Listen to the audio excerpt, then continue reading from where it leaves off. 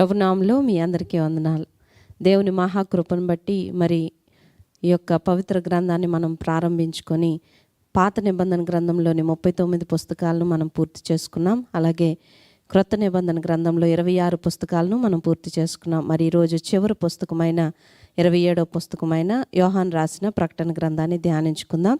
దీనిలో 22 అధ్యాయాలు ఉన్నాయి. రోజుకి 4 అధ్యాయాలు చొప్పున, అనగా ఈ రోజున మొదటి అధ్యాయం నుండి 4వ అధ్యాయం వరకు ధ్యానించుకుందాం. ప్రారంభ ప్రార్థన. సర్వ సృష్టికి కారణభూతుడు అయిన మా ప్రియ పరలోకపు తండ్రి, నీకే స్తోత్రాలు చెల్లించుచున్నాం. నాయన, నీ సన్నిధిలో ప్రభువా ప్రతిదినము వాక్యాలను ధ్యానించడానికి ఈ సంవత్సరము నీవు మాకు అనుగ్రహించిన కృపను ధన్యతను బట్టి నీకు స్తోత్రాలు. మరి నాయన, చివరి పుస్తకమైన యోహాను రాసిన ప్రకటన గ్రంథాన్ని మరి ఈరోజు ధ్యానించుకోబోచుండగా దీనిలోని అనేక మర్మములను ప్రభువా విశదపరిచి చెప్పడానికి నీ జ్ఞానాన్ని, నీ తెలివిని, నాయన నీ యొక్క పరిశుద్ధాత్మ నడిపింపును నీ సేవకునికి దయచేయండి. అట్లాగే వాటిని గ్రహించగలిగే శక్తిని అర్థం చేసుకొని దాని ప్రకారం మేము ఎలా నడుచుకోవాలో ప్రభువా మరి నాయన వినే ప్రతి ఒక్కరికి నాయన ఆ యొక్క పరిశుద్ధాత్మ నడిపింపును దయచేసి భయముతో ప్రభువా గడగడ వణుకుచు నాయన నీ సన్నిధిలో సంతోషించగలిగే భాగ్యాన్ని మా అందరికీ దయచేయండి. ఈరోజు ధ్యానించుకోబోయే 4 అధ్యాయాల ద్వారా మాతో మీరే మాట్లాడమని నజరేయుడైన యేసు నామంలో అడిగి వేడుకొంచున్నాం తండ్రి, ఆమేన్. దేవునికి స్తోత్రం కలుగును గాక. ప్రభువైన యేసుక్రీస్తు వారి పరిశుద్ధ నామములో అందరికీ శుభములు తెలుపుతున్నాను. చాలా సంతోషం. దేవుడు మన జీవితాల్లో ఒక గొప్ప దీవెన, ఆశీర్వాదకరమైన కార్యాన్ని జరిపిస్తున్నారు. ఏంటది? ఆది కాండం 1వ అధ్యాయం నుండి ప్రకటన గ్రంథం 22వ అధ్యాయం వరకు ప్రతి అధ్యాయాన్ని కూడా మరి చక్కగా బైబిల్ స్టడీ చేసి అందులో మనకి అర్థం కాని విషయాలను ధ్యానించి అర్థం చేసుకోవడానికి ప్రయత్నిస్తూ అనేక విషయాలు మనం తెలుసుకుంటూ ఉన్నాం. ఈరోజు బైబిల్ గ్రంథము పవిత్ర గ్రంథమే కాదు, ఇది పరిశుద్ధ గ్రంథం. ఈ పరిశుద్ధ గ్రంథంలో 66 పుస్తకాల్లో చివరి పుస్తకమైనటువంటి 66వ పుస్తకమైన ప్రకటన గ్రంథాన్ని మనం ఇప్పుడు ధ్యానించుకోబోతున్నాం. ఇప్పటి వరకు ఆది కాండం నుండి యోధా గ్రంథం వరకు ప్రతి ఒక్క అధ్యాయాన్ని రోజుకి 4 అధ్యాయాలు లేక 5 అధ్యాయాలు చొప్పున ధ్యానించుకుంటూ వచ్చాం. ఆల్రెడీ ప్రకటన గ్రంథంలో ఉన్న 22 అధ్యాయాలని కూడా ముందు మనము ధ్యానించుకున్నాం. అవన్నీ కూడా యూట్యూబ్లో ఉన్నాయి. ఒక్కొక్క అధ్యాయము ఒక్కొక్క ఎపిసోడ్ కింద చాలా డీటెయిల్డ్గా ధ్యానించుకున్నాం ప్రకటన గ్రంథాన్ని. కనుక ఇప్పుడు రోజుకి 4 అధ్యాయాలు చొప్పున క్లుప్తంగా ధ్యానించుకుందాం. ఎందుకంటే ఆల్రెడీ మనము ఆది కాండం నుండి రోజుకి 5 లేక 4 అధ్యాయాలు చెప్తున్నాం వచ్చాము. కాబట్టి ప్రకటన గ్రంథాన్ని కూడా రోజుకి ఒక 4 అధ్యాయాలు చొప్పున ఉన్న 22 అధ్యాయాల్ని మనం ధ్యానించుకుందాం. ఒకవేళ ఎవరైనా ఇంకా బాగా ప్రకటన గ్రంథం నాకు డీటెయిల్డ్గా కావాలని అనుకుంటే ఇప్పుడు మనం క్లుప్తంగా ధ్యానిస్తున్న విషయాలనే ఒక్కొక్క అధ్యాయాన్ని చాలా క్లియర్గా వాటి చరిత్ర ఆధారంగా ధ్యానించుకున్న ఎపిసోడ్స్ అన్నీ కూడా యూట్యూబ్లో ఉన్నాయి. మీరు పాస్టర్ జోసెఫ్ ఎడ్వర్డ్స్ యూట్యూబ్ ఛానల్ని టైప్ చేసి ప్రకటన గ్రంథము రెవల్యూషన్ అని చెప్పి చాప్టర్ నెంబర్ కొడితే ఒక అధ్యాయం అంతా కూడా ఒక ఎపిసోడ్ కింద మీరు చూడవచ్చు. సో ఈరోజు ముందుగా ప్రకటన గ్రంథం యొక్క ఇంట్రొడక్షన్ తెలుసుకుందాం. తెలుగులో ప్రకటన గ్రంథము అన్నారు, ఇంగ్లీష్లో రెవల్యూషన్ అన్నారు. ఈ బుక్ ఆఫ్ రెవల్యూషన్ ఏం మనకి బోధిస్తుంది? అసలు ఈ గ్రంథానికి రెవల్యూషన్ అని ఎందుకు పేరు పెట్టారు? అసలు రెవల్యూషన్కి తెలుగులో ఎగ్జాక్ట్గా ట్రాన్స్లేట్ చేస్తే ప్రత్యక్షత అని పెట్టాలి, కానీ ప్రకటన గ్రంథము అని పెట్టారు. వాస్తవానికి ప్రత్యక్షత. ఇంగ్లీష్ బైబిల్లో కూడా రెవల్యూషన్ అని 1వ అధ్యాయం 1వ వచనంలో కనబడుతుంది. రెవల్యూషన్స్ కాదు, రెవల్యూషన్. ఆ తర్వాత తెలుగు బైబిల్లో 1వ అధ్యాయం 1వ వచనంలో ప్రత్యక్షత అనే మాట కనబడుతుంది. అలాగే మనం గ్రీక్ బైబిల్లో మనం చూసినట్లయితే అపోకాల్ప్సీ అనే మాట కనబడుతుంది. అంటే uncovering the mystery, uncovering the facts. జరగబోయే విషయాలను దేవుడు మనకి రివీల్ చేస్తున్న గ్రంథము ప్రకటన గ్రంథము. చూద్దాం. మొదటి అధ్యాయం మొదటి వచనం చదువుదాం. ప్రకటన గ్రంథము మొదటి అధ్యాయము మొదటి వచనం. యేసుక్రీస్తు తన దాసులకు కనపరచుటకు దేవుడు ఆయనకు అనుగ్రహించిన ప్రత్యక్షత. ఈ సంగతులు త్వరలో సంభవింపనయ్యున్నవి.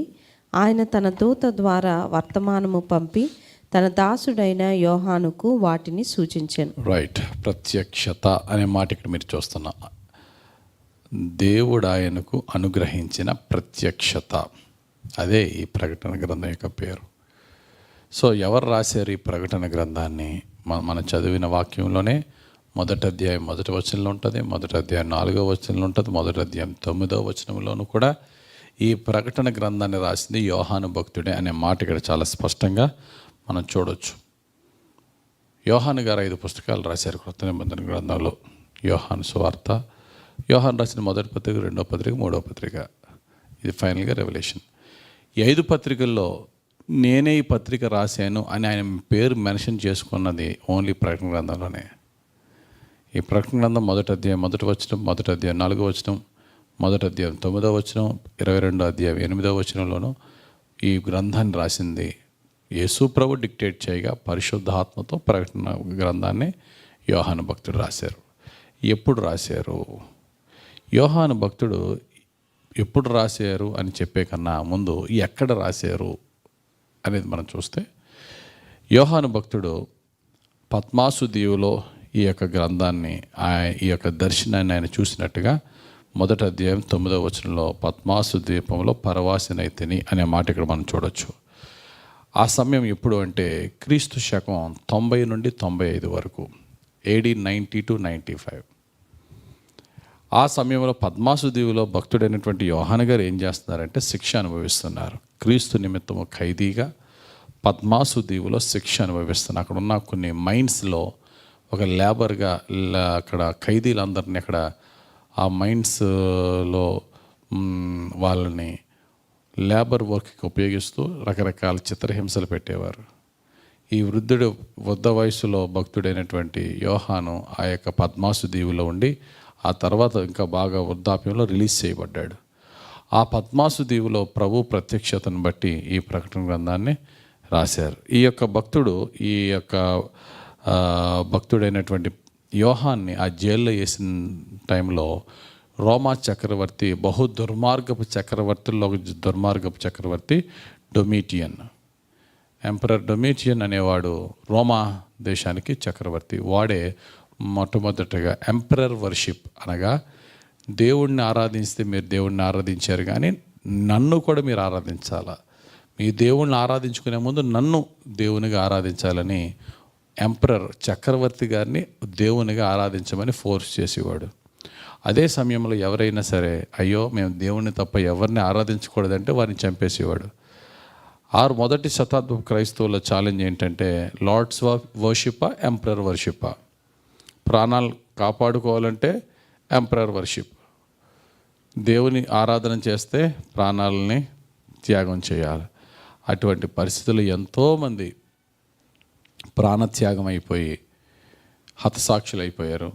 కొందరు శ్రమలు పడ్డారు. కొందరైతే తమ ప్రాణాలు కాపాడుకోవడానికి చక్రవర్తికి భయపడి దేవునికి దూరం అయ్యి చక్రవర్తిని ఆరాధన చేయడం కూడా జరిపించారు. అటువంటి భయంకరమైన క్లిష్టమైన కష్టమైన రోజుల్లో భక్తుడైనటువంటి యోహాను ఆ పద్మాసు దీవులో క్రీస్తు నిమిత్తము ఖైదీగా శిక్ష అనుభవిస్తున్న టైంలో దేవుడు ఆయనకు అనుగ్రహించిన ప్రత్యక్షత. ఎవరికి రాశాడు ఇది అంటే, ఎవరికి రాశాడో ముందే చెప్పేశాడు ఆయన. ఏషియా మైనర్లో ఉన్న 7 సంఘాలకి ఆయన రాశాడు. ఆ 7 సంఘాలు మనకు తెలుసు. ఏంటి ఆ 7 సంఘాలు? 2వ అధ్యాయంలో మనకు కనబడతాయి. ఎఫెసు, స్మర్ణ, పెర్గేము, తుయతైర, సార్దీసు, ఫిలదెల్ఫియా అండ్ ఫైనల్లీ లవదోకియా. 7 సంఘాలకి రాశాడు. అయితే 7 సంఘాలకైనా ఈ మెసేజ్ అంటే this message is for the universal church. ప్రపంచంలోని అన్ని సంఘాలకి మనం ఆ సంఘాలు చదువుతున్నప్పుడు మనం ఏ సంఘానికి పోలి ఉన్నామో చూసుకుని ఆ విధమైన కరెక్షన్ మనం తీసుకుని మనం రక్షింపబడాలి. ఈ ప్రకటన గ్రంథంలో ఇక్కడ ఈ పద్మాసు దీవు అనేది ఎక్కడుందంటే ఏజియన్సీ క్రింద సౌత్లో ఒక చిన్న లంక, అది పద్మాసు అనేది ఒక ఐలాండ్, అందులో భయంకరమైన జైలు శిక్ష. ఇప్పుడు ఇక్కడ భారతదేశం ప్రక్కనే ఉన్న అండమాన్ నికోబార్ ఐలాండ్స్ ఎలా ఉన్నాయో అలాగా అప్పుడులో అండమాన్ జైలు అప్పుడు కానీ ఇప్పుడు కానీ చాలా ఫేమస్. అలా పద్మాసు దీవి కూడా ఒక పెద్ద జైలు, అందులో పడేసేవారు. అక్కడ నుండి ఈ యొక్క పత్రిక రాసినట్టుగా మనం చూస్తున్నాం. అయితే భక్తుడైనటువంటి యోహాను ఆయన వృద్ధాప్యంలో అక్కడ ఆ యొక్క పద్మాసు దీవులో ఆ లేబర్ వర్క్ చేయలేకపోతున్నాడని చెప్పి విడిచిపెట్టేశారు. ఆ తర్వాత ఆయన వృద్ధాప్యంలో ఎఫెస్సు ప్రాంతంలో ఆయన జీవించారని క్రీస్తు శకం సుమారు 98 ఆ ప్రాంతంలో ఆయన ప్రభువునందు సహజంగా మరణించి సమాధి చేయబడ్డారని చరిత్ర చెప్తుంది. ఈ ప్రకటన గ్రంథంలో 7 అనే సంఖ్య సుమారు మోర్ దెన్ 50 టైమ్స్ మెన్షన్ చేయబడింది. 7కి చాలా ప్రాధాన్యత మరి ఇచ్చాడు.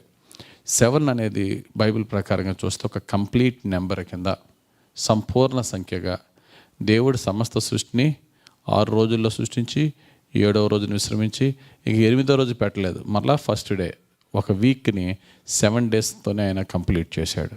ఒక కంప్లీట్ నెంబర్గా మనం చూస్తున్నాం. ఇక్కడ ప్రకటన గ్రంథంలో అయితే ఈ 7 ఎన్నిసార్లు అంటే చాలాసార్లు కనబడుతుంది. 7 దీపములు, 7 నక్షత్రాలు, 7 స్తంభాలు, 7 సంఘాలు, 7 ముద్రలు, 7 బోర్లు, 7 పాత్రలు, 7 ఉరుములు, ఈ దేవుని 7 ఆత్మలు, ఇవన్నీ కూడా ఇంకా అనేక సందర్భాల్లో 777 అనేది మనకి కనబడుతూ ఉంటుంది.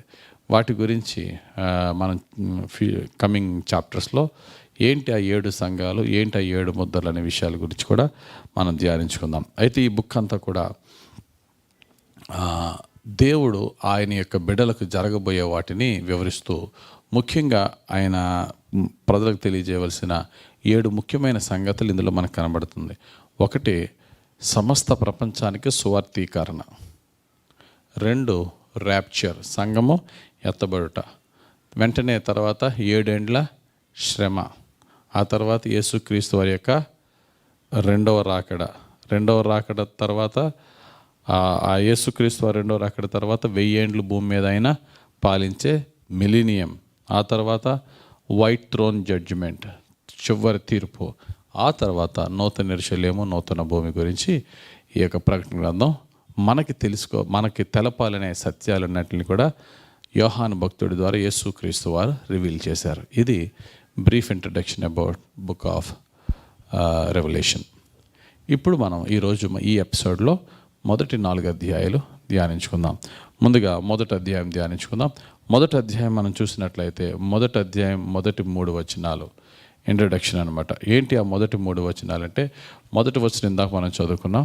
యేసుక్రీస్తు వారు ఆయన సేవకుడైన యోహానికి ప్రత్యక్షపరిచిన ప్రత్యక్షతను యోహాను భక్తుడు ఆ యొక్క విషయాన్ని మనకి తెలియచేస్తున్నట్టు 3వ వచనంలో, సమయము సమీపించి ఉన్నది కనుక ఈ ప్రవచన వాక్యములు చదువువాడు వాటిని విని ఇందులో రాయబడిన సంగతులను గైకొనువారు ధన్యులు.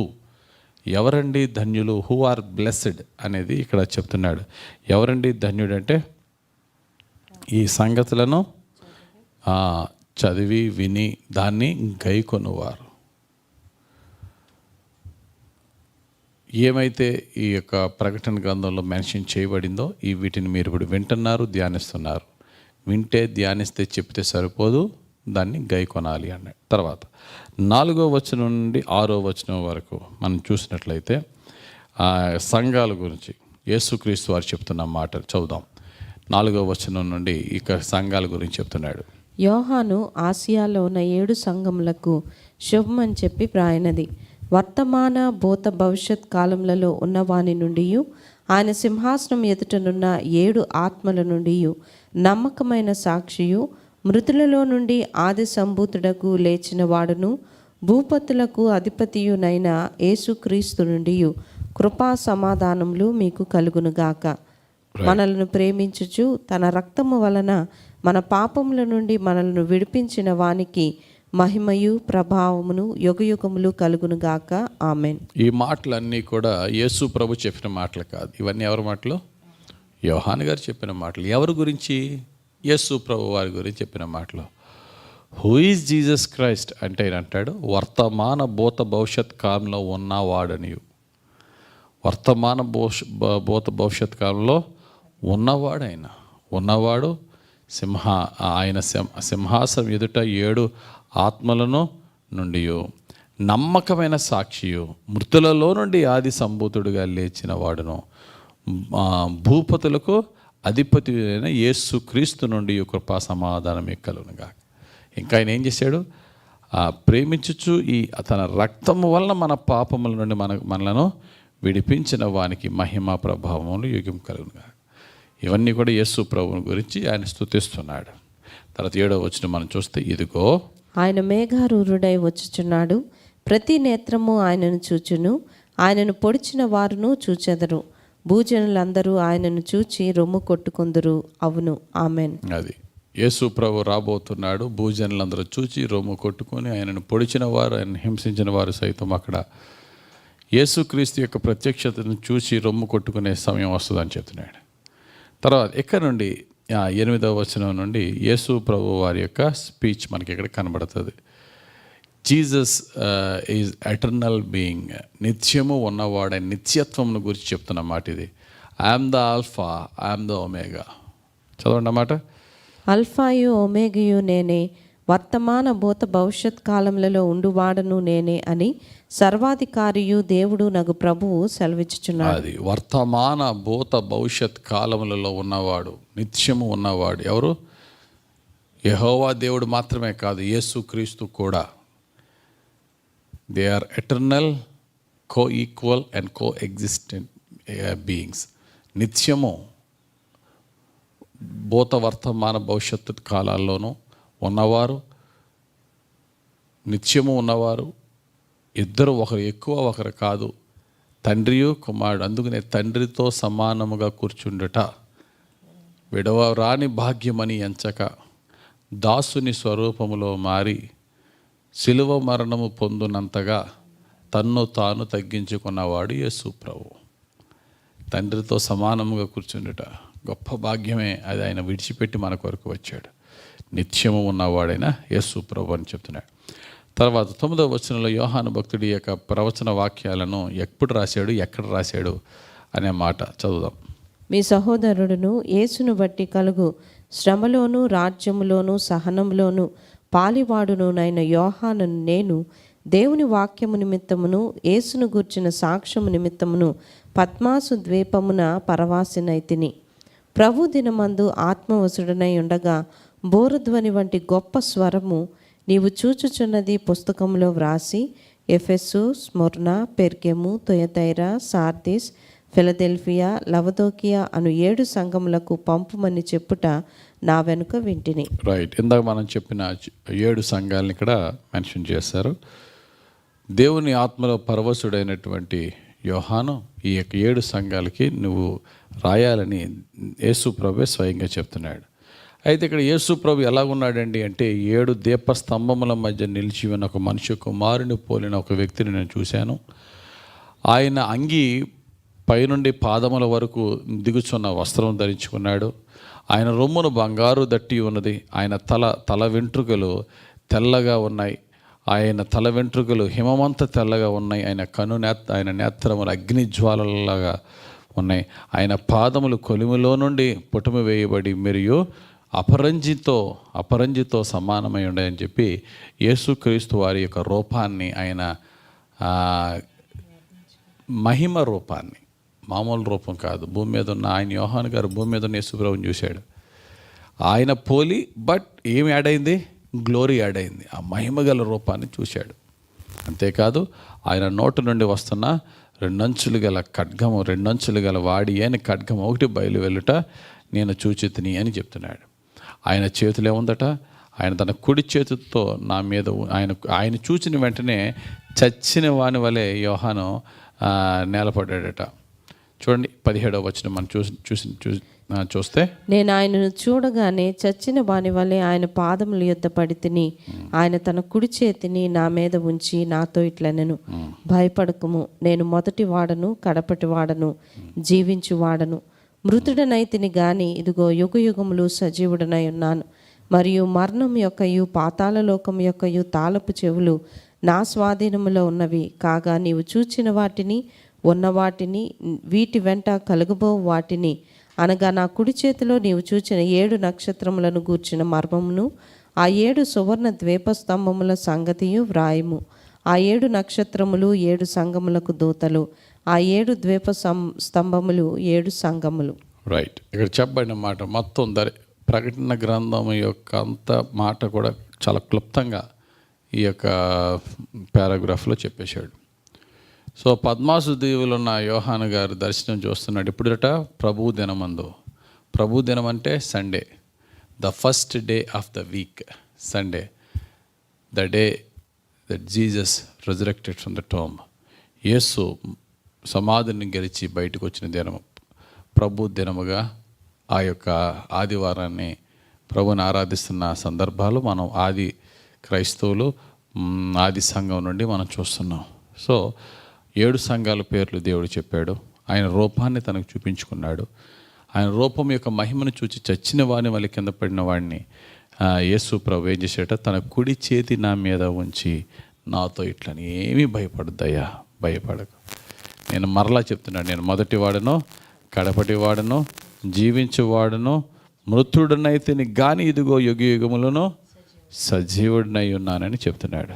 చెప్పిన తర్వాత ఇప్పుడు నీకు నేను చెప్పబోయేది ఏంటంటే 3 ఇక్కడ అంటున్నాడు. చూచిన వాటిని రాయి, ఆల్రెడీ ఉన్న వాటిని రాయి, వీటి వెంట కలగబోటు వాటిని రాయి. అదే 19th వర్స్. 19వ వచనం, ఆ ప్రకటన గ్రంథం 1వ అధ్యాయం 19వ వచనాన్ని మనం అర్థం చేసుకుంటే మొత్తం బుక్ ఆఫ్ రెవల్యూషన్ అంతా అందులో ఉంటుంది. ప్రకటన గ్రంథం అంతా అందులో ఉంటుంది. ఏంటట? చూచిన వాటిని రాయి. రెండోది ఆల్రెడీ ఉన్న వాటిని రాయి. మూడోది వీటి వెంట కలగబో వాటిని రాయి. ప్రకటన గ్రంథంలో 22 అధ్యాయాల్ని మనము 3 భాగాలుగా చేస్తే ఈ 3 భాగాల్లో ఉన్నది. చూచి నువ్వేం చూస్తున్నావు, నీకేం కనబడుతున్నది రాయి. అదే 1వ అధ్యాయం. ఆల్రెడీ ఉన్న వాటిని రాయి. చుట్టుపక్కల సంఘాల పరిస్థితి ఎలా ఉన్నదో నేను నీకు చెప్తున్నాను. ఆల్రెడీ ఉన్నదే, అది ఉన్న స్థితి రాయి. అది 2వ అధ్యాయం 3వ అధ్యాయం. వీటి వెనకాతల కలగబో వాటిని రాయి అంటే ఫ్యూచర్లో జరగబోయే వాటిని. అది 4వ అధ్యాయం నుండి 22వ అధ్యాయం వరకు. కాబట్టి ఈ 3 మాటల్లోనే ప్రకటన 22 అధ్యాయాలు ఉన్నాయి. అయితే యేసు ప్రభు వారు నిలబడిన ఆ స్తంభాలు ఏంటి, ఆయన చేతుల నక్షత్రాలు ఏంటి అనే వాటిని కూడా ఇక్కడ క్లియర్గా చెప్తున్నాడు. చూద్దాం 20వ వచనంలో, అనగా నా కుడి చేతిలో నీవు చూసిన 7 నక్షత్రములను గూర్చిన మర్మమును 7 సువర్ణ స్తంభముల సంగతి రాయము. ఈ 7 నక్షత్రములు 7 సంఘములకు దూతలు. ఆ 7 స్తంభములు 7 సంఘాలు. ఆ సంఘాలకి దూతలు అంటే నాట్ ద ఏంజలిక్ వింగ్. దూతలు అంటే దేవుడు ఎవరిని ఆ సంఘాన్ని నడిపించడానికి ఏర్పరచుకున్నాడో ఆయా సేవకులు అవ్వచ్చు, ఆ యొక్క పరిచర్య చేసే పరిచర్య భారం ఎవరి మీద మోపబడినదో ఆ సంఘ కాపరులు అవ్వచ్చు. ఆ యొక్క సంఘాలకి సంఘ కాపర్లకును నీవు రాయవలసిన సంగతులను నేను నీకు చెప్తున్నాను. ఒక్కొక్క సంఘం గురించి చెప్తున్నాను, వాటిని రాయన్నాడు. దానితో 1వ అధ్యాయం పూర్తయింది. ఇక 2వ అధ్యాయం మనం ధ్యానించుకుందాం. ఈ 2వ అధ్యాయం మనం చూసినట్లయితే ముందుగా చెప్పిన 7 సంఘాలు ఉన్నాయి కదా, ఆ 7 సంఘాల్లో 4 సంఘాలు ఈ 2వ అధ్యాయంలో చెప్తున్నాడు. 4 సంఘాలు. మీరు ఈ యొక్క ఒక్కొక్క సంఘము ఆ సంఘం యొక్క చారిత్రక ఆధారాలు, ఆ జియోగ్రాఫికల్ ప్లేసెస్ అన్నీ కూడా ఒక్కొక్క సంఘం గురించి నేను ప్రకటన గ్రంథం గురించి వివరించాను. ఆ ఎపిసోడ్స్లో మీరు చూసుకుంటే వివరంగా ఉంటుంది. ఇక్కడ టెక్స్చువల్గా ఉన్న వాటిని మాత్రమే ఎక్స్ప్లెయిన్ చేస్తాను. ఈ యొక్క అధ్యాయంలో ఏమైతే చెప్పారో వాటిని ధ్యానించుకుందాం. ఈ యొక్క ఒక్కొక్క సంఘం గురించి 5 విషయాలు మనం తెలుసుకోవాలి. 5 సైడ్ హెడ్డింగ్స్ మనం పెట్టుకుంటే ఈజీగా అర్థమవుతుంది. ఎప్పుడన్నా చక్కగా విభజించి మనం ధ్యానిస్తే ఆ యొక్క విషయాన్ని బాగా అర్థం చేసుకోవచ్చు. ఎలా విభజించాలి నేర్చుకోవాలి. 1 క్రైస్ట్ ఇంట్రొడక్షన్. యేసు ప్రభు తన్ను తాను ఆ సంఘానికి పరిచయం చేసుకున్నది. 2 ఆ సంఘములో యేసు ప్రభు మెచ్చినది, ఎప్రిషియేషన్. 3 ఆ సంఘములో ఉన్న లోపమును ప్రభువు చెప్పి ఇదిగో నీ మీద ఉన్న కంప్లైంట్ ఇది అని 3 చెప్పడం. 4 ఆల్రెడీ ఏమైతే మెచ్చుకున్నాడో దాన్ని బట్టి నాలుగోది ఏంటంటే ఏమైతే లోపం ఉన్నదో ఆ లోపాన్ని బట్టి దేవుడు వారికి ఇచ్చే శిక్ష. ఫైనల్గా 5, నీలో ఉన్న మంచిని బట్టి ఆ మంచిని కంటిన్యూ చేస్తే నీకు ఇచ్చే దీవెన. మరొకసారి చెప్తాను. యేసు ప్రభు తన్ను తాను పరిచయం చేసుకున్నట, ఇంట్రడక్షన్. 2, సంఘములున్న మంచిని అభినందించుట, ఎప్రిషియేషన్. 3, సంఘములున్న తప్పులను తెలుపుట, కంప్లైంట్స్. అండ్ 4, ఆ సంఘములో ఉన్న తప్పులను సరిచేసుకోకపోతే దేవుడిచ్చే శిక్ష, పనిష్మెంట్. అండ్ ఫైనల్గా 5, దేవునికి ప్రీతికరంగా నీవు బ్రతుకుతే దేవుడు నీకు ఇచ్చే దీవెన, బ్లెస్సింగ్. ఈ 5 విధంగా మనం ధ్యానించుకుందాం. రైట్. ఫస్ట్ ఎఫెసు సంఘం 2వ అధ్యాయము 1వ వచనం నుండి 7వ వచనం వరకు ఎఫెసు సంఘం. ఈ ఎఫెసు సంఘం 7 సంఘాలు ఎక్కడున్నాయండి? ప్రస్తుతం టర్కీ అనే దేశం, మనం తెలిసిన ప్రాంతం టర్కీ. ఆ రోజుల్లో ఏషియా మైనర్ అన్నారు. అందులో ఉన్న ఆ దేశంలో 7 సంఘాలు మనం అక్కడ చూడొచ్చు. దాని ప్రక్కనే మధ్యధరా సముద్రం ఉంటుంది, మెడిటేరియన్ సీ. అక్కడ ఉన్న 7 సంఘాలకి ఈ యొక్క 7 లేఖలను పంపుతున్నారు. మొదటిదిగా మనం చూసినట్లయితే ఎఫెస్సులో ఉన్న సంఘం. ఆ ఎఫెస్సులో ఉన్న సంఘం గురించి ఏం చెప్తున్నాడు? Introduction, Christ introduction. యేసు ప్రభు తను ఎలా పరిచయం చేసుకున్నాడు. మొదటి వచనం. ఎఫెసులో ఉన్న సంఘపు దూతకు ఇలాగు వ్రాయము, 7 నక్షత్రములు తన కుడి చేత పట్టుకొని 7 దీపస్తంభముల మధ్య సంచరించువాడు చెప్పు సంగతులేమనగా. ఇక్కడ ఇంట్రడక్షన్ ఏంటట? 7 నక్షత్రములను తన కుడి చేత పట్టుకుని ఆ 7 సంఘములకును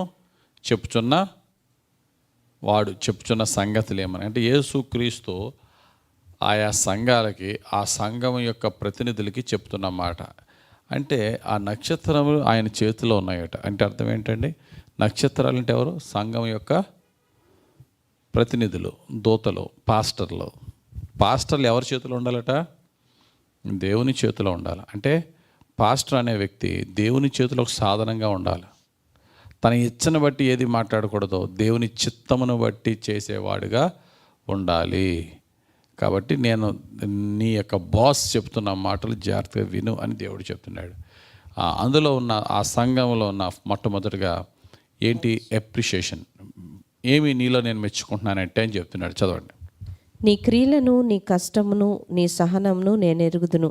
నీవు దుష్టులను సహింపలేవనియు, అపోస్తులు కాకయే తాము అపోస్తులమని చెప్పుకొని వారిని పరీక్షించి వారు అబద్ధీకులని నీవు కనుగొంటివనియు, నీవు సహనము కలిగి నా నామము నిమిత్తము భారము భరించి అలయలేదనియు నేను ఎరుగుదును. రైట్. ఇక్కడ మెచ్చుకున్న సంగతులు 4. ఇక్కడ మొట్టమొదటిగా ఏంటట? నీవు అపోస్తులమని చెప్పుకొని వారిని, అపోస్తులు కాకుండా వారు అపోస్తులను చెప్పుకుంటున్న వారిని పరీక్షించి వారు అబద్ధీకులని నీవు కనుగొంటివి. ఈ యొక్క ఎఫెసు సంఘము సత్యం విషయంలో అస్సలు కాంప్రమైజ్ అవ్వకుండా ఉంది. Very good. నీ కష్టాన్ని నేను అప్రిషియేట్ చేస్తున్నా, నీ సహనాన్ని నేను అప్రిషియేట్ చేస్తున్నా, దుష్టులను దరిదాపుల్లోకి రానవ్వకుండా చాలా స్ట్రిక్ట్గా ఉన్నావు, నేను అప్రిషియేట్ చేస్తాను, నేను అభినందిస్తున్నా. ఈ విధంగా నువ్వు యథార్థంగా జీవించుటలో అలసిపోలేదో, స్ట్రిక్ట్గా ఉండి కలిసిపోయి కాంప్రమైజ్ అయిపోయినాడు. నో, నువ్వు అసలు అన్కాంప్రమైజ్డ్గా ఉన్నావు. శబాష్, అందరూ తిరుగులేదు. ఇంకోటి, నీవు నికోలాతీల బోధలను కూడా నువ్వు అడ్డగిస్తున్నావు. 6వ వచనం చూడండి ఒకసారి, 6th verse. అయితే ఈ ఒకటి నీలో ఉన్నది, నికోలాతీల క్రియలు నీవు ద్వేషించుచున్నావు, నేను కూడా వీటిని ద్వేషించుచున్నాను. ఈ నికోలాతీల బోధల గురించి రకరకాల అభిప్రాయాలు ఉన్నాయి. కానీ వన్ కామన్ ఒపీనియన్ ఏంటంటే, వారు నికోలాతీలు compromising gospel, compromising life, compromising ఫేత్లో ఉన్నవారని. ఏముంది, చక్రవర్తిని ఆరాధన చేయమన్నాడు, తప్పేముంది? సంఘంలో మనం ఏ దేశానికి, ఏ ప్రాంతానికి చెందుకున్న వారమైనా మన సంఘాలకి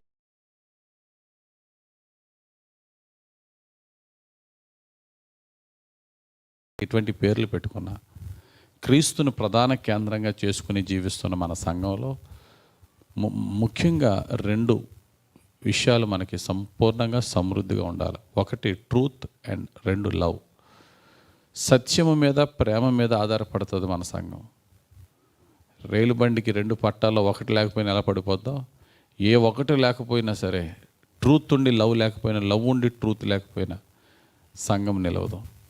ఎఫెసు సంఘంలో ట్రూత్, దేవుని వాక్య సత్యంలో స్ట్రాంగ్ ఉన్నారు, కానీ ఇంకోటి ఏం పోగొట్టుకున్నారు, లవ్. అయితే దేవుడు ఏమంటున్నాడు తెలుసా, ఒకటి ఉంది కదా, లవ్ ఏముందిలే అనలేదు.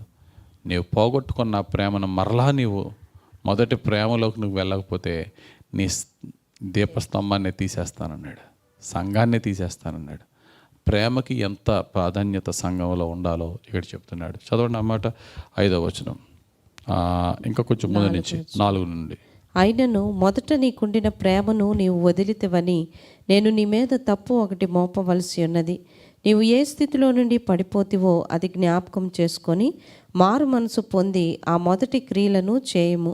అట్లు చేసి నీవు మారు మనసు పొందితేనే సరి, లేని ఎడల నేను నీ యొద్దకు వచ్చి నీ దీపస్తంభమును దాని చోటు నుండి తీసివేతు. రైట్. కాబట్టి కంప్లైంట్ అండ్ పనిష్మెంట్ మనకు తెలిసిపోయింది. Complaint is you have lost your first love. నీ మొదటి ప్రేమను పోగొట్టుకున్నావు కాబట్టి దాన్ని సెట్ చేసుకో. నువ్వు సెట్ చేసుకోలేదా, నీ దీపస్తంభాన్ని తీసేస్తానంటే సంఘాన్నే తీసేస్తా, సంఘాన్ని చల్లాచెదురు చేసి పడేస్తా, జాగ్రత్త అన్నాడు.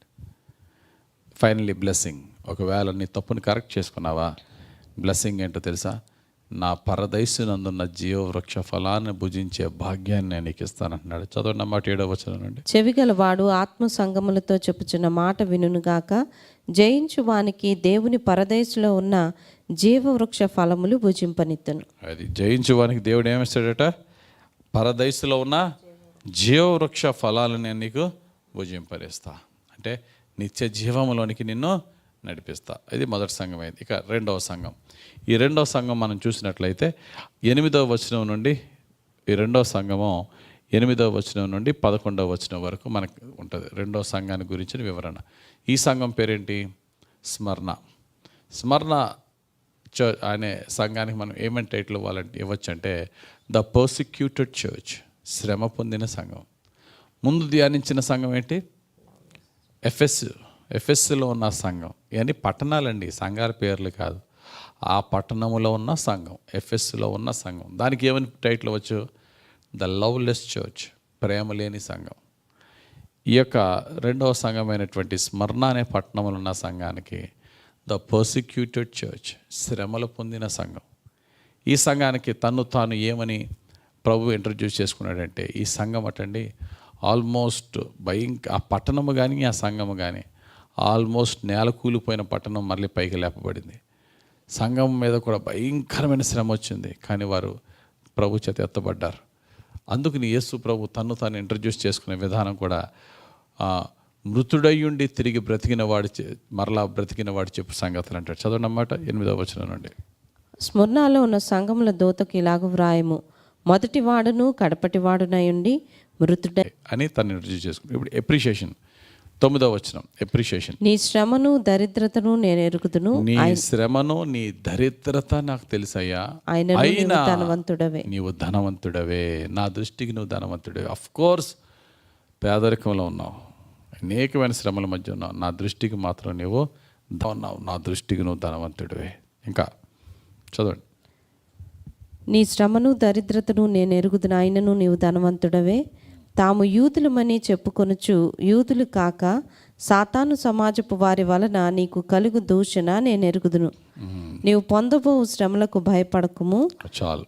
ఇక్కడ యూదులని చెప్పుకొని వారు యూదులు కాకుండా యూదులు కాక సాతాను సమాజపు వారి వలన నీకు కలుగు దోషణ నేను ఎరుగుదును. నీకు కలుగు దోషణ శ్రమ అన్నీ నాకు తెలుసయ్యా, నేను చూస్తూ ఉన్నాను నీ శ్రమలు అని చెప్పి స్మరణతో చెప్తున్నాడు. సో ఎప్రిషియేషన్ అయిపోయింది. తర్వాత 2 స్మరణకి లేవు. ఏంటి, కంప్లైంట్ అండ్ వార్నింగ్. లోపమే లేదు వాళ్ళలో, ఇంక వార్నింగ్ ఎందుకు? కంప్లైంట్ లేదు, వార్నింగ్ లేదు. ఇంక ఫైనల్లీ బ్లెస్సింగ్. ఆ బ్లెస్సింగ్కి మాత్రం అడ్వైస్ ఇస్తున్నాడు. ఏంటో తెలుసా, ఇంతవరకు తట్టుకున్నావు నాయన, మరి శ్రమలు వస్తాయి, అంతవరకు నీవు గట్టిగా నీ విశ్వాసాన్ని పట్టుకుని ఉండు, అప్పుడు నేను నిన్ను దీవిస్తాను. ఎటువంటి దీవెన తెలుసా, 2వ మరణము నీ మీదగా, 2వ మరణానికి అధికారం లేకుండా చేస్తా. నిత్య జీవాన్ని చూద్దాం. 10వ వచనం చూద్దాం. మనం ఇక్కడ బ్లెస్సింగ్స్ ఏమిస్తున్నాడు చూడండి. ఇదిగో మీరు శోధింపబడినట్లు అపవాది మీలో కొందరిని చెరలో వేయింపబోచున్నాడు. 10 దినములు శ్రమ కలుగును. మరణము వరకు నమ్మకముగా ఉండుము. నేను నీకు జీవ కిరీటం ఇచ్చెదను. సంగములతో ఆత్మ చెప్పుచున్న మాట చెవుగలవాడు వినుగాక. జయించువాడు రెండవ మరణము వలన ఏ హానియు చెందడు. అది జయించువాడు రెండవ మరణం వల్ల ఇంక ఏ హాని. రెండవ మరణం అంటే ఏంటండి? ఎటర్నల్ డెత్, నిత్య నరకం, నిత్య మరణం. అగ్ని ఆరదు, పురుగు కూడా సావదు. నిత్యమైనటువంటి వేదన. అటువంటి వేదన నీ దరిదాపుల్లో కూడా రాదు. రెండవ మరణం నీ దరిదాపుల్లో కూడా రాదు. అంతం వరకు నమ్మకంగా ఉండు. శ్రమను భరించు. మరణం వస్తే హ్యాపీగా నీ ప్రాణాన్ని ఇవ్వి. నీకన్నా ముందు నీ ప్రభు తన ప్రాణాన్ని ఇచ్చాడు. కానీ ఒకటి గుర్తుపెట్టుకో, నేను నీకు జీవ కిరీటాన్ని ఇస్తాను. ఇది స్మరణ సంఘానికి దేవుడిస్తున్న శ్రేష్టమైన మాటలు. తర్వాత 3వ సంఘం గురించి ధ్యానించుకుందాం. 3వ సంఘము పెర్గేము సంఘం. పెర్గేము అనే పట్టణంలో ఉన్న సంఘం. ఈ మాటలు మనకి 12వ వచనం నుండి స్టార్ట్ అవుతుంది. 12వ వచనం నుండి 17వ వచనం వరకు మనం చూడొచ్చు. పెర్గేములో ఉన్న సంఘానికి తను తాను ఏమని ఇంట్రడ్యూస్ చేసుకుంటున్నాడో చదువుదాం. వాడి అయిన రెండంచులు గల ఖడ్గము గలవాడు చెప్పు సంగతులేమనగా, సాతాను సింహాసనమున్న స్థలంలో నీవు కాపురమున్నావని నేను ఎరుగుదును. మరియు సాతాను కాపురమున్న ఆ స్థలంలో నా యందు విశ్వాసి అయ్యుండి నన్ను గూర్చి సాక్షి అయిన అంతిపయను వాడు మీ మధ్యన చంపచింపలేదని నేను ఎరుగుదును. రైట్. ఇక్కడ పెర్గేములో ఉన్న సంఘానికి ప్రభు చెప్తున్న మాట ఏంటంటే, తను తాను ఇంట్రడ్యూస్ చేసుకున్నది ఏంటి? వాడి గల రెండంచులు గల ఖడ్గము గల వాడు చెప్పుచున్న సంగతులు ఏమంటే, ఇక పెర్గేములో ఉన్న సంఘములో భయంకరమైనటువంటి పర్సిక్యూషన్, శ్రమ, శోధన, బాధలు, చక్రవర్తి ఆరాధన చేయకపోతే, ఎంపరర్ వర్షిప్ చేయకపోతే చిత్రహింసలు. ఇది ఇక్కడ చూస్తున్నాం కదా. అంతిపయ అని వాడు. ఈ అంతిపయ అనే వ్యక్తి ఎవరంటే యోహాను, భక్తుడైన యోహాను శిష్యుడు. పెర్గేములో సంఘానికి బిషప్గా యోహాను గారు ఆయనను నియమించి బాధ్యతలు అప్పగిస్తే, ఆయన నమ్మకంగా జీవించి ప్రభు కొరకు, చక్రవర్తి ఆరాధన చేయకుండా ప్రభు కొరకు తన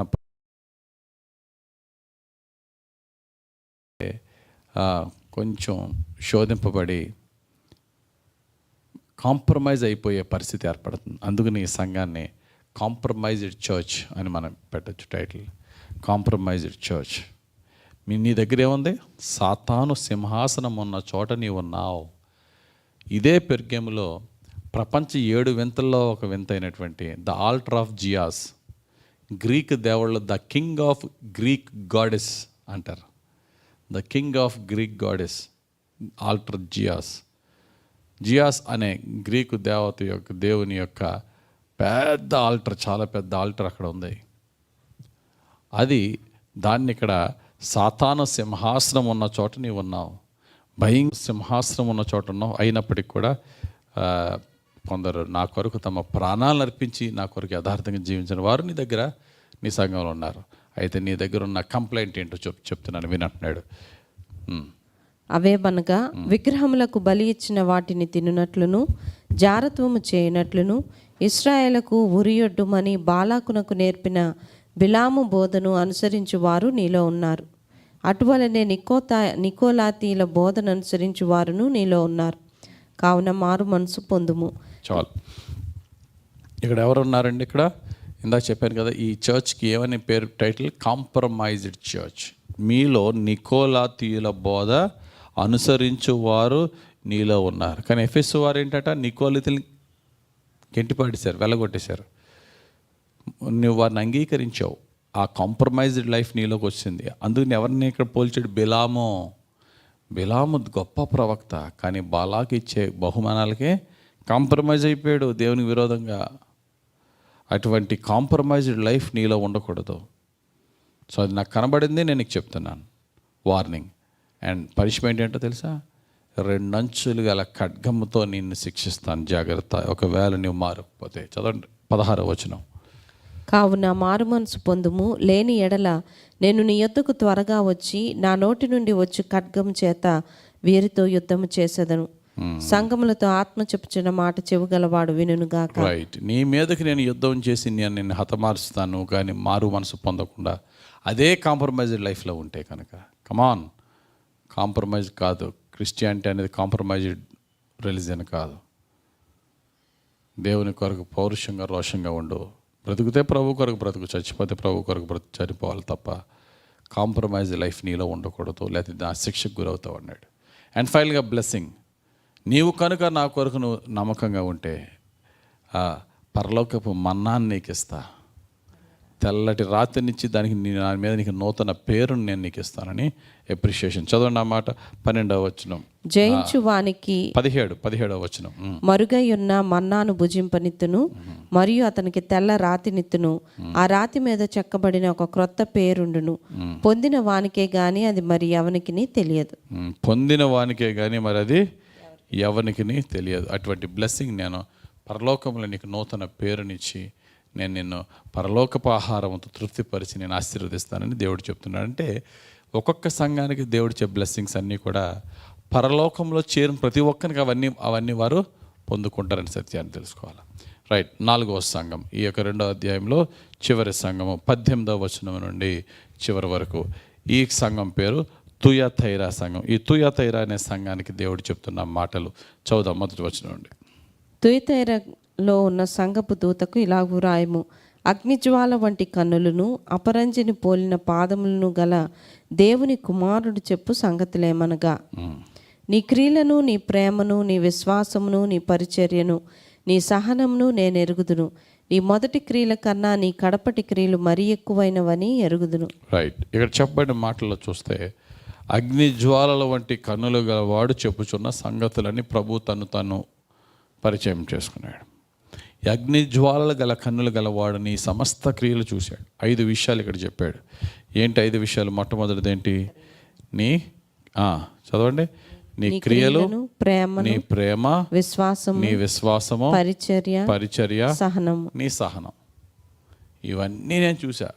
అన్ని నీ చేసే ప్రతి పని నాకు ఇక్కడ రికార్డ్ అవుతుంది అని వారిని చూసి అప్రిషియేట్ చేస్తున్నాడు. ఇవన్నీ బాగానే ఉన్నాయి. మొదటి క్రియల కన్నా ఇంకా బాగున్నాయి. చదవండి, ఇంకా తర్వాత కంటిన్యూ చేయండి. నీ మొదటి క్రియల కన్నా నీ కడపటి క్రియలు.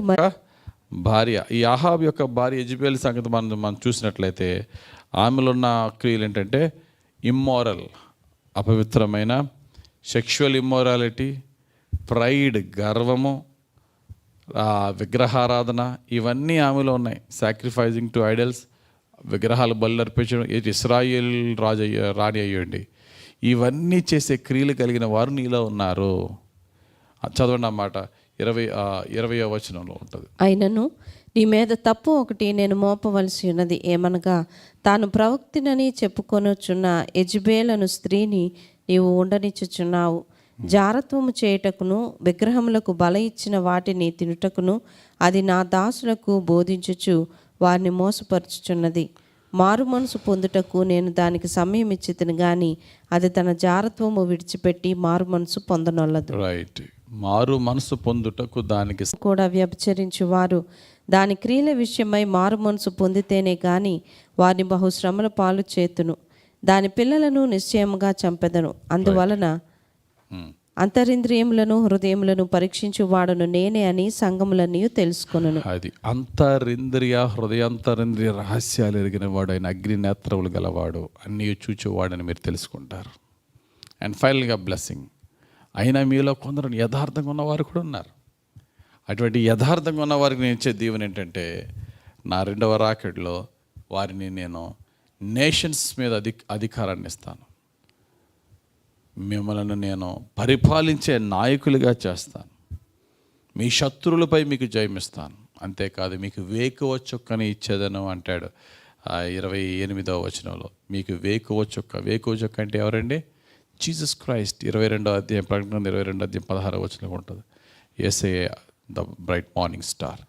యేసుని మీకు తోడుగా, మీ యేసు మీకు తోడుగా ఉండేలా, యేసుతో కలిసి జీవించే నిత్య జీవాన్ని మీకు ఇస్తానని దేవుడు ఆ యొక్క సంఘమైనటువంటి తుయతైరా సంఘానికి ఇచ్చాడు. తుయతైరా సంఘానికి మనం ఇచ్చే క్యాప్షన్ ఏంటంటే ద కరప్టెడ్ చర్చ్. కరప్షన్, అపవిత్రతతో నిండిపోయిన సంఘం. రైట్, 2వ అధ్యాయం పూర్తయింది. 3వ అధ్యాయం ధ్యానించుకుందాం. 3వ అధ్యాయంలో మిగిలిన 3 సంఘాలు ఏంటండి? మిగిలిన 3 సంఘాలు సార్దీస్, ఫిలదెల్ఫియా, లవదోకియా. సార్దీస్ సంఘం.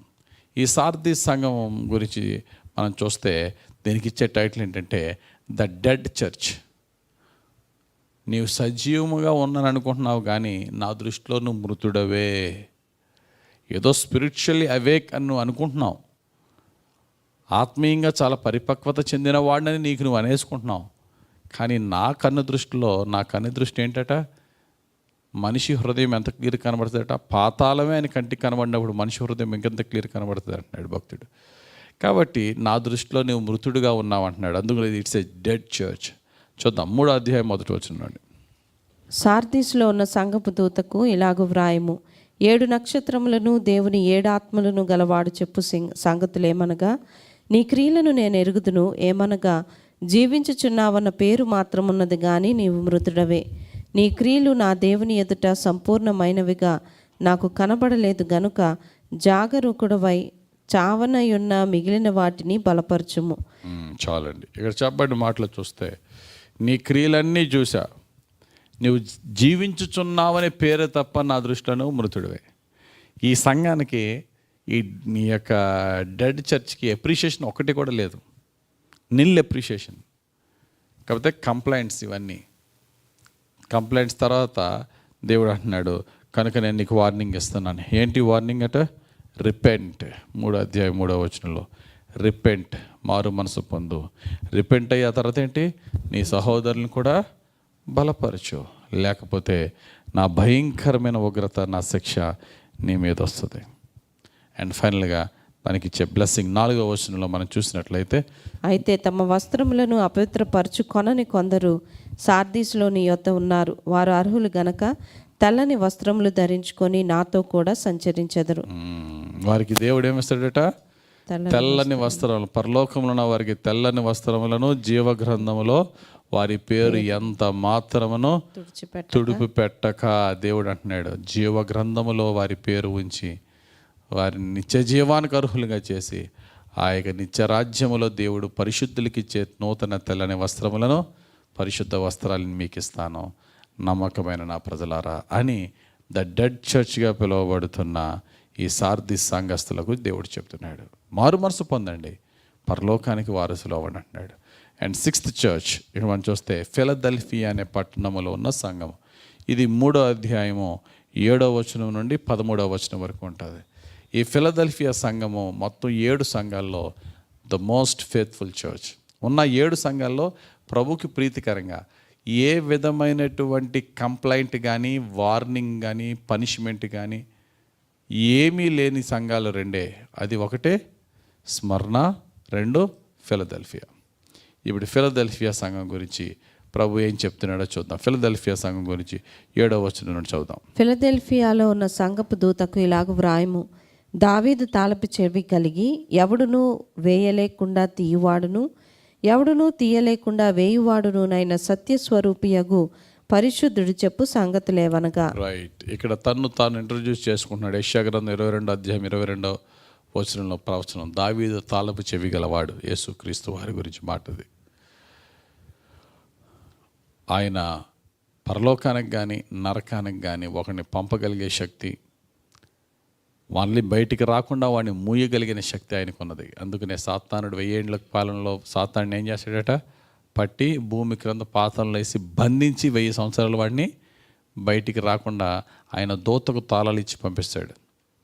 అటువంటి శక్తి గలవాడు చెప్పు సంగతులు ఏమనగా, అంటే సమస్తమైన అధికారం గలవాడు చెప్పు సంగతులు ఏమనగా అంటున్నాడు.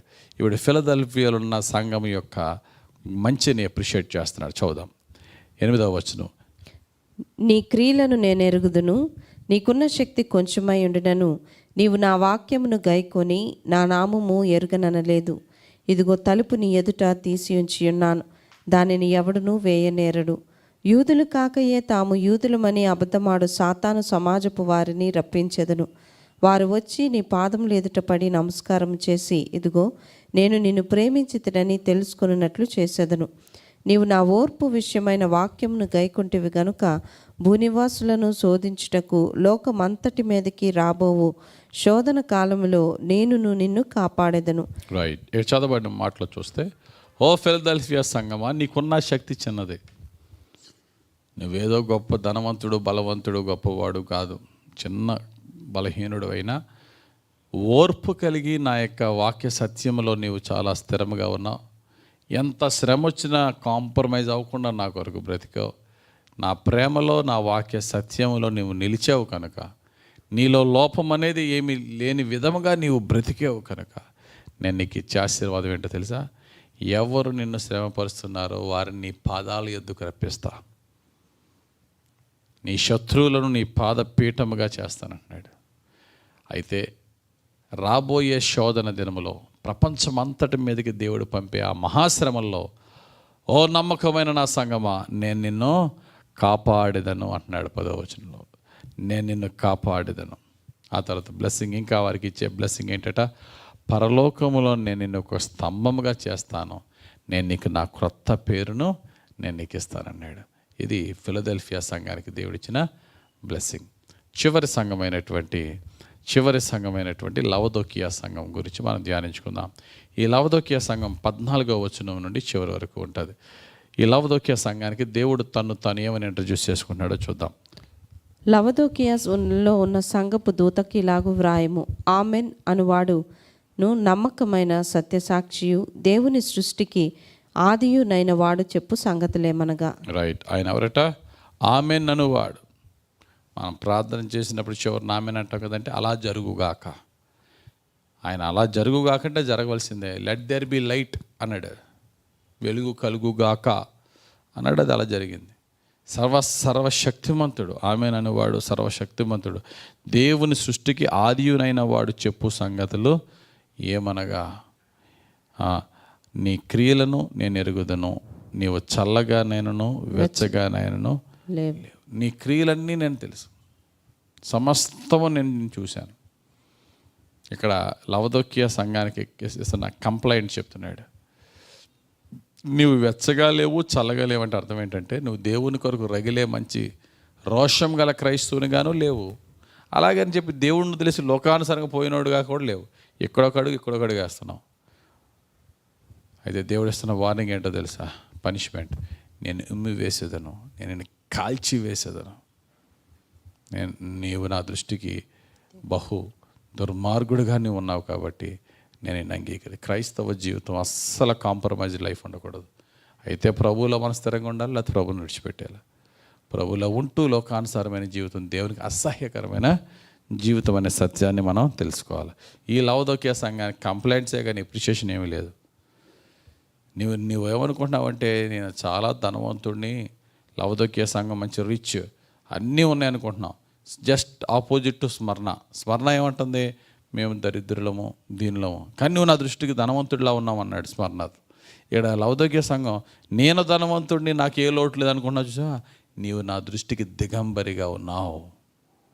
చదవండి ఆ మాట, ఎంత శ్రేష్టమైన మాటలో. 17వ వచనం చదవండి. నీవు దౌర్భాగ్యుడవును, దిక్కుమాలిన వాడవును, దరిద్రుడవును, గుడ్డివాడవును, దిగంబరుడవునై ఉన్నావని ఎరుగక, నేను ధనవంతుడను, ధనవృద్ధి చేసి ఉన్నాను, నాకేమీ కొదువలేదని చెప్పుకొంచున్నావు. నీవు ధనవృద్ధి చేసుకున్నట్లు అగ్నిలో పుటము వేయబడిన బంగారమును, నీ దిశముల సిగ్గు కనబడకుండానట్లు ధరించుకొనుటకు తెల్లని వస్త్రములను, నీకు దృష్టి కలుగునట్లు నీ కన్నులకు కాటుకును నా యొద్ద కొనుమని నీకు బుద్ధి చెప్పుచున్నాను. రైట్. నీవు చాలా ధనవంతుడు అనుకుంటున్నావు, నా దృష్టికి దరిద్రుడిగా ఉన్నావు. ఏంటి దరిద్రత?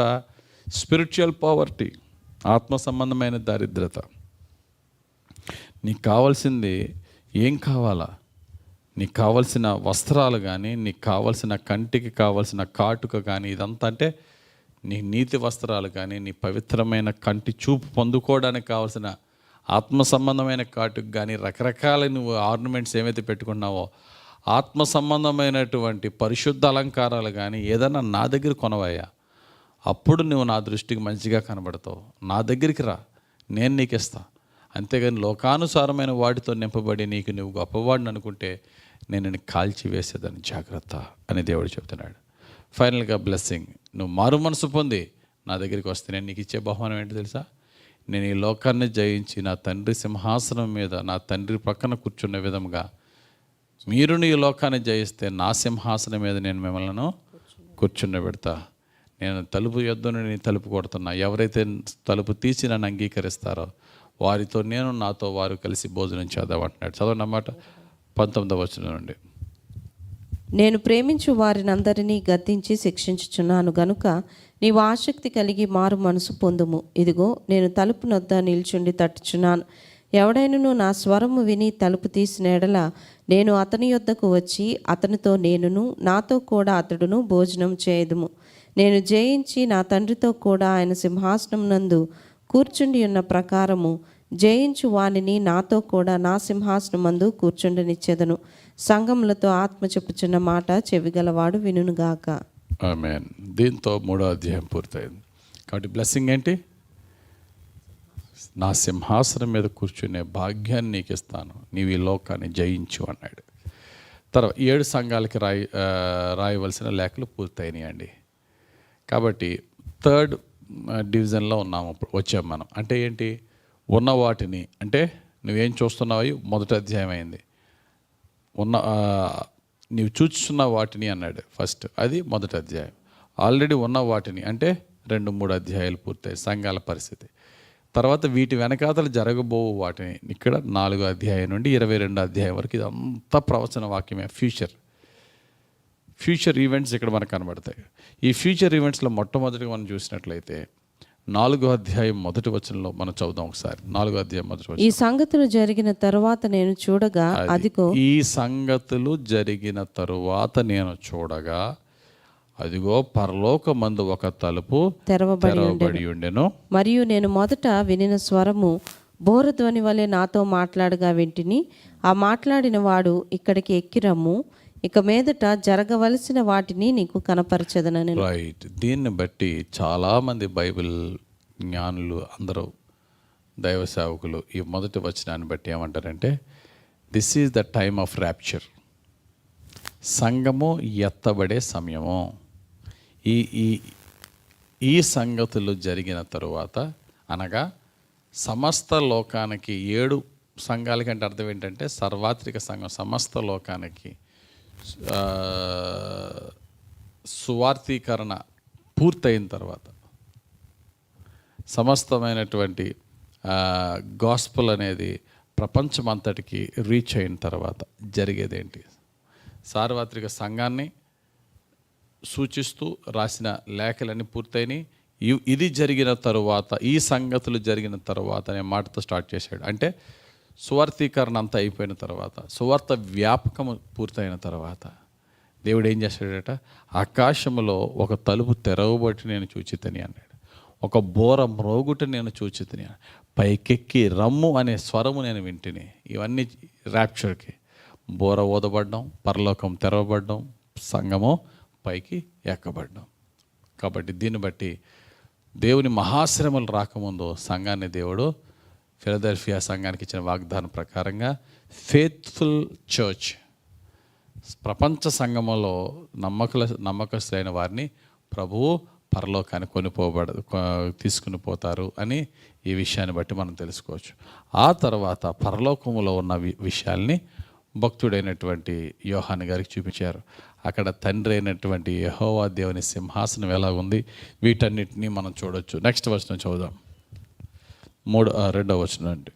వెంటనే నేను ఆత్మవశుడనైతిని, అదిగో పరలోకమందు ఒక సింహాసనం వేయబడి ఉండెను. సింహాసనం నందు ఒకడు ఆసీనుడై ఉండెను. ఆసీనుడైన వాడు దృష్టికి సూర్యకాంత పద్మరాగములను పోలినవాడు. మరకతము వలె ప్రకాశించు ఇంద్రధనస్సు సింహాసనమును ఆవరించి ఉండెను. సింహాసనం చుట్టూ 24 సింహాసనములుండెను. ఈ సింహాసనములందు 24 పెద్ద తెల్లని వస్త్రములు ధరించుకొని తమ తలల మీద సువర్ణ కిరీటములు పెట్టుకున్న వారే కూర్చుండిరి. రైట్. ఇక్కడ యెహోవా దేవుని సింహాసనం కనబడింది. ఆ సింహాసనం చుట్టూరు ఇంద్రధనుస్సు కనబడింది. మనకి ఇంద్రధనుస్సు అనే మాట మొట్టమొదటిగా మనకి ఆ యొక్క మేఘధనస్సు లేక రెయిన్బో మొట్టమొదటిగా మనకి ఆది కాండంలో కనబడుతుంది. ఆది కాండంలో దేవుడిచ్చిన నిబంధనలో భాగంగా 9వ అధ్యాయం నుండి 9వ అధ్యాయం 11వ వచనం నుండి 17వ వచనం వరకు ఈ మాట మనం చూడొచ్చు. అక్కడ ఉన్న మేఘధనస్సు దేనికి పెట్టేటట్టు దేవునికి మనుషులకి మధ్య ఒక నిబంధనగా. చదువుదామా? ఆది కాండం 9వ అధ్యాయము 13వ వచనంలో, మేఘములో నా ధనస్సును ఉంచితిని, అది నాకును భూమికి మధ్య నిబంధనకు గుర్తుగా ఉండేను. ఆ ధనస్సు, మేఘములో ఉన్న ధనస్సు దట్స్ ఒక దేవుని యొక్క కవెనెంట్గా దేవుడు పెట్టాడు. అదే దేవుని సింహాసనం చుట్టూరు కూడా ఉన్నట్టుగా ఇక్కడ భక్తుడైన యోహాను చూశాడు. ఆ తర్వాత ఆయన ముందు 24 పెద్దలు సింహాసనాసీనులై కిరీటాలతో ఉన్నారట. ఎవరై ఉంటారండి? దేవుని యొక్క కెరూబుల వంటి దూతలా? కాదు, మనుషులే. ఇది ర్యాప్చర్ తర్వాత జరిగిన ఇన్సిడెంట్ కాబట్టి బహుశా యేసుక్రీస్తు వారి 12 మంది శిష్యుల్లో ప్రతి ఒక్కరికి ఒక్కొక్క సింహాసనం ఉండొచ్చు అంటాను. అక్కడ ఉంటుందని బైబిల్ చెప్పలేదు కాబట్టి 24 పెద్దలు ఎవరై ఉంటారు అంటే బహుశా యేసు ప్రభు వారి 12 మంది అపోస్తులు అవ్వచ్చు. ఇంకా పాత నిబంధన గ్రంథంలో నుండి ఇప్పటి వరకు ఉన్న భక్తుల్లో 12 ప్రభు ఏర్పరచుకున్న వారు మొత్తం 24 పెద్దల్ని దేవుడు అక్కడ వారందరికీ ఏమి ఇచ్చాడట? కిరీటాలు ఇచ్చాడట. ఇంకేమి ఇచ్చాడు? సింహాసనాలు ఇచ్చి కూర్చోబెట్టాడట. దేవదూతలు ఎవరికి సింహాసనాలు కూర్చునే దేవదూత ఎక్కడ కూడా పరలోకంలో దేవుని సముఖంలో కూర్చున్న దేవదూత ఎక్కడ కనబడలేదు మనకి. కానీ దేవుని పిల్లలకు ఆ భాగ్యం ఇచ్చాడు మనకి.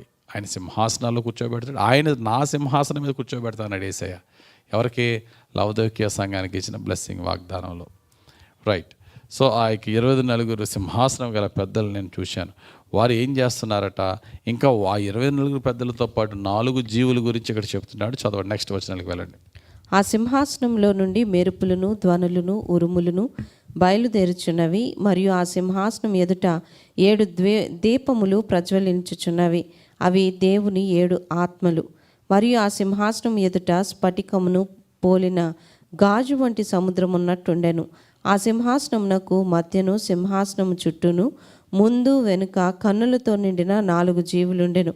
మొదటి జీవి సింహము వంటిది, రెండవ జీవి దూడ వంటిది, మూడవ జీవి మనుషుని ముఖము వంటి ముఖము గలది, 4వ జీవి ఎగురుచున్న పక్షిరాజు వంటిది. రైట్. ఇక్కడ సింహాసనం ఉన్నది. సింహాసనం ముందు 24 పెద్దల సింహాసనాలు ఉన్నాయి. ఆ తర్వాత అక్కడ సముద్రము లాంటి స్ఫటికము వంటి సముద్రం ఉన్నది. ఆ తర్వాత అక్కడ దేవుని 7 ఆత్మలు. ఏంటండి? What are the 7 spirits of God? దేవుని 7 ఆత్మల గురించి యెషయా భక్తుడు చెప్తాడు. యెషయా గ్రంథం 11వ అధ్యాయం 2వ వచనంలో, యెహోవా ఆత్మ, జ్ఞానమును గల ఆత్మ, వివేకము గల ఆత్మ, ఆలోచన గల ఆత్మ, బలమునిచ్చు ఆత్మ, తెలివినిచ్చు ఆత్మ, భయభక్తులు పుట్టించు ఆత్మ. ఈ 7 ఆత్మలను కలిగిన సంపూర్ణమైనటువంటి దేవుని ఆత్మను అక్కడ భక్తుడైన యోహాను చూచాడు. అంతేకాదు 4 జీవులు అక్కడ వీళ్ళు దేవుని సముఖములను కెరూబులుగా మనం చూస్తున్నాం. దేవుని సన్నిధిలో కెరూబులు, సెరాపులు అనే దేవదూతలు ఉన్నారు. అక్కడ ఈ 4 జీవుల గురించి చెప్తున్నాడు. ఏమంటున్నాడు చూద్దాం. ఆ 4 జీవులు 4 ముఖాలతో, మొట్టమొదటి జీవి ఎలా ఉన్నాడట? సింహం వంటి ముఖము, రెండవ జీవి దూడ వంటి ముఖము, మూడవ జీవి మనుష్యుని వంటి ముఖము, 4వ జీవి పక్షిరాజు వంటి ముఖము. అయితే ఈ జీవులకి ఇంకా ఏమున్నాయట? ఈ జీవులు ఏం చేస్తున్నారని రాయబడి చదవండి. ఈ 4 జీవులలో ప్రతి జీవికి 6 రెక్కలుండెను. అవి చుట్టూను రెక్కల లోపటను కన్నులతో నిండి ఉన్నవి. అవి భూత, వర్తమాన, భవిష్యత్ కాలములలో ఉండు సర్వాధికారియు దేవుడు నగు ప్రభువు పరిశుద్ధుడు, పరిశుద్ధుడు, పరిశుద్ధుడు అని మానక రాత్రింబగళ్ళు చెప్పుచుండును. ఆ సింహాసనం నందు ఆసీనుడయుండి యుగయుగములు జీవించుచున్న వానికి మహిమయు, ఘనతయు, కృతజ్ఞతాస్తుతులను కలుగును గాక అని ఆ జీవులు కీర్తించుచుండగా, ఆ 24 పెద్దలు సింహాసనం నందు ఆసీనుడయుండు వాని ఎదుట సాగిలపడి యుగయుగములు జీవించుచున్న వానికి నమస్కారము చేయుచు, ప్రభువా మా దేవా, నీవు సమస్తమును సృష్టించితివి, నీ చిత్తమును బట్టి అవి ఉండెను, దానిని బట్టియే సృష్టింపబడెను గనుక నీవే మహిమ, ఘనత, ప్రభావములు పొందనర్హుడవని చెప్పుచు తమ కిరీటములను ఆ సింహాసనం ఎదుట వేసిరి. రైట్. ఈ 9వ వచనం నుండి 11వ వచనం వరకు హెవెన్లీ వర్షిప్ మనం చూస్తున్నాం. హెవెన్లీ వర్షిప్ ఎవరు చేస్తున్నారు? 4 జీవులు, సింహము ముఖము, దూడ ముఖము, మనిషి ముఖము, పక్షిరాజు ముఖము కలిగిన 4 జీవులు, 6 రెక్కలు. వారి ఒక జత రెక్కలతో ఏం చేస్తాయట? వారి పాదాలు కప్పుకుంటాయట. ఇంకో జత రెక్కలతో ఎగురుతాయట. ఇంకో జత రెక్కలతో దేవుని మహిమను చూడలేక ముఖాన్ని కప్పుకుంటాయట. ఏం చేస్తాయట? దివారాత్రులు యెహోవా పరిశుద్ధుడు పరిశుద్ధుడు పరిశుద్ధుడు అని నిత్యము స్తుతిస్తూ ఉంటే ఆ 24 పెద్దలు వారి సింహాసనాలు దిగి వారి కిరీటాలు అక్కడ ముందు పెట్టి సాగిలపడి దేవుణ్ణి ఆరాధన చేస్తున్న అద్భుతమైన హెవెన్లీ వర్షిప్ అనేది అక్కడ జరుగుతున్న ఆ వర్షిప్ని భక్తుడైన యోహాను ఆత్మరూపంలో చూశాడు. దీనితో 4వ అధ్యాయం పూర్తయింది. నెక్స్ట్ 5వ అధ్యాయం నుండి రేపు ఎపిసోడ్లో మనం ధ్యానించుకుందాం. దేవుడి వాక్య ధ్యానం దీవించి ప్రకటన గ్రంథ వాక్య ధ్యానాలను అర్థం చేసుకునే కృప, పరిశుద్ధాత్మ అభిషేకం మనకు దయచేయనుగాక. ఆమేన్. ప్రార్థన చేసుకుందాం. మహిమగల మా తండ్రి, ఈరోజు ప్రకటన గ్రంథం మొదటి 4 అధ్యాయాలను ధ్యానించుకున్నాం. పరలోకములో పరిశుద్ధ దూతలతో నిత్యము స్తుతింపబడుచున్న మా తండ్రి, 24 పెద్దలతో నైనా నీవు స్తుతింపబడుతూ నైనా గణపరచబడబోతున్నావని, జరగబో వాటిని ముందుగానే నీ సేవకుడని యోహానికి బోధించి తెలిపి చూపించినందుకు వందనాలు. భూమి మీద ఉన్న మేము నిత్యము నిన్ను స్తుతించి ఆరాధించి నిన్ను గణపరిచి మహిమపరిచే భాగ్యం దయచేయండి. నీ పేరు పెట్టబడిన నీ ప్రజలము నీ స్తుతిని నీ నామమును స్తుతించుటకై మహిమపరచుటకై మేము ఏర్పరచబడి ఉన్నామనే సత్యాన్ని మేము తెలుసుకొని మా మాటల్లో, మా తలపుల్లో, మా యోచనలో, మా ఉద్దేశంలో, మా క్రియల్లో, మా నడవడికలో నిన్ను స్తుతిస్తూ నిన్ను మహిమపరుస్తూ నిన్ను ఆరాధించే జీవితం మాకు దయచేయండి. పరిశుద్ధంగా బ్రతికే కృప మాకు దయచేయండి. యేసు ప్రభువా, యెహోవా తండ్రి, పరిశుద్ధాత్ముడా, మా త్రియేక దేవా మీకు వందనాలు. బలహీనులుగా మమ్మల్ని మీకు అప్పగించుకొనిచున్నాము. నీ బలమైన ఆత్మ, నీ బలమైన దక్షిణ హస్తంతో తండ్రి మమ్మల్ని పరిశుద్ధంగా జీవింపచేయమని కోరుచు. ప్రపంచానికి స్వార్థీకరణ విషయంలో మమ్మల్ని మీ సేవకులుగా వాడుకొనమని, నమ్మకమైన నీ యొక్క దూతలుగా నీ చేతిలో వాడబడుతున్న నీ నక్షత్రముల వలె నీ సేవకులుగా మమ్మల్ని వాడుకొనమని కృపగల దేవుడని యేసుక్రీస్తు వారి పరిశుద్ధ నామములో ప్రార్థిస్తూ మీ పాదాలకు మమ్మల్ని అప్పగించుకొనిచున్నాము తండ్రి. ఆమేన్. తండ్రి యొక్కయు, కుమారుని యొక్కయు, పరిశుద్ధాత్మ దేవుని అభిషేకము దీవెన మనపై దిగి వచ్చి దీవించును గాక. ఆమేన్. God bless you.